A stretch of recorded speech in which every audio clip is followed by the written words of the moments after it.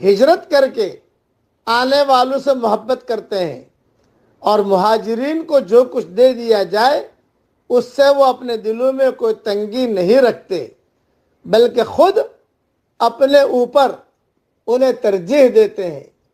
گو خود کو کتنی سخت حاجت ہو۔ بات یہ ہے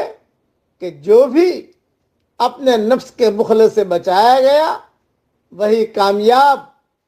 اور بامراد ہے۔ ایک قصہ آتا ہے حدیث شریف میں،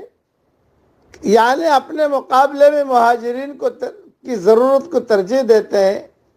خود بھوکا رہتے ہیں لیکن مہاجرین کو کھانا کھلاتے ہیں۔ جیسے حدیث شریف میں ایک واقعہ آتا ہے، رسول اللہ صلی اللہ علیہ وسلم کے پاس ایک مہمان آیا، لیکن آپ صلی اللہ علیہ وسلم کے گھر میں